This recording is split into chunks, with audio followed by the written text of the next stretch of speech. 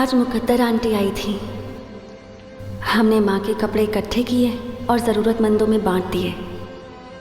उन्होंने माँ के लिए दुआ भी मांगी। मैंने बस यादगार के तौर पर उनका कार्डिगन रख लिया। उसमें माँ की खुशबू बसी है, उनकी यादें बसी हैं। मुझे डर है कि कहीं मैं माँ की खुशबू ना भूल जाऊं। मेहमत रोज़ मेरा हालचाल पूछने आता है और पूछता है कि मुझे कोई मदद तो नहीं चाहिए। आज हिकमत अंकल गांव आए थे। माँ के गुजरने के बाद वो रोज़ फ़ोन पर मेरा हालचाल पूछते थे। उनके फ्यूनरल पर भी आए थे। वो बहुत बिजी रहते हैं, फिर भी वो मुझसे मिलने आए। अभी वो आराम कर रहे हैं। शायद वो यहाँ का खाना मिस कर रहे थे। जब उठेंगे तो मैं उन्हें उनका पसंदीदा खाना बनाकर खिलाऊंगी।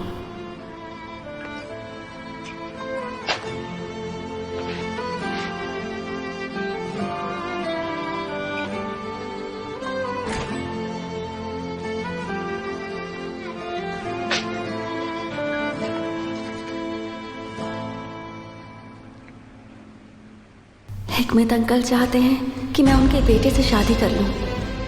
मैं उन्हें ना नहीं कर सकती। उनकी तबीयत काफ़ी ख़राब है, पर मैं ऐसे शख्स से शादी कैसे कर लूं जिसे मैं जानती तक नहीं हूं।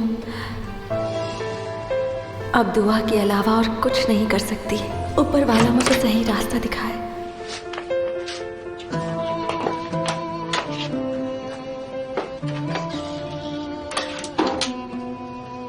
पूछ सकती हूँ आप क्या कर रहे हैं?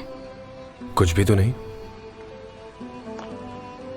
कुछ भी नहीं? पर आप तो डायरी पढ़ रहे थे ना? नहीं, मैं डायरी नहीं पढ़ रहा था, बस खोली थी और पन्ने पलट रहा था। मैंने तुम्हारी डायरी में कुछ भी नहीं पढ़ा। पढ़नी भी नहीं चाहिए। जो गलत है वो गलत है। किसी की डायरी नहीं पढ़नी चाहिए। लाइए मुझे मेरी डायरी दीजिए। तुम इतनी परेशान क्यों हो रही हो? ये आप क्यों पूछ रहे हैं? वो मेरी डायरी है, मेरी पर्सनल चीज है। मुझे वापस कीजिए। जरा रुको तो सही, इतनी भी क्या जल्दी है? कहा ना दीजिए, मेरी डायरी दीजिए। अगर ऐसे मांगोगी तो नहीं मिलेगी। क्या मजाक है? ये वापस दीजिए। तुम्हारी डायरी चाहिए ना? आओ ले लो। देखिए मैं आखिरी बार कह रही हूँ, डायरी वापस कीजिए वरना। वरना? हाँ बताओ, वरना क्या? बात पूरी करो अपनी, बोलो। ऐसा क्या है इस डायरी में? ऐसा क्या लिखा है इसमें जो तुम इतनी बेचैन हो रही हो? उससे आपका कोई लेना देना नहीं। आप मेरी इजाजत के बिना मेरी डायरी नहीं पढ़ सकते। वापस कीजिए। बात तो तुमने सही कही है। लाइए मुझे दीजिए। कहा ना तुम सही कह रही हो। मैं तुम्हें डायरी लौटा दूंगा। आप मेरे साथ ऐसा क्यों कर रहे हैं? मुझे उसके बारे में कुछ पता नहीं है। इतने जिद्दी क्यों हैं आप? क्या बात है बेटा? नहीं कुछ नहीं, हम तो बस बातें कर रहे थे। मेरा फोन गुम हो गया, बस वही ढूंढ रहा था। मैं तो डर ही गई थी। तो फोन मिला क्या तुम्हें? ओह, सामने ही है। पता नहीं मैं कहाँ ढूंढ रहा था। चलो अच्छा है, मिल गया। Thank you. Thank you.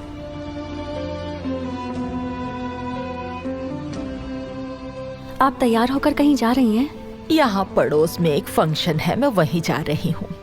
पर आपकी तबीयत तो ठीक नहीं है ना? मैं धीरे धीरे चली जाऊंगी, तुम फिक्र मत करो। मैं आपको कार में छोड़ देता हूँ। नहीं बेटा, बगल में ही तो जाना है। ठीक है तो मैं आपके साथ चलती हूँ। बेटा रहने दो, मेरे दामाद के साथ रहो।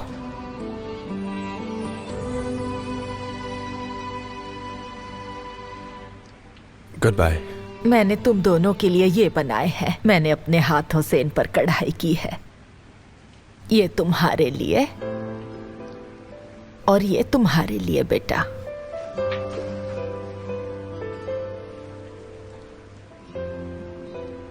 इन पर तुम्हारे नाम के अक्षर हैं।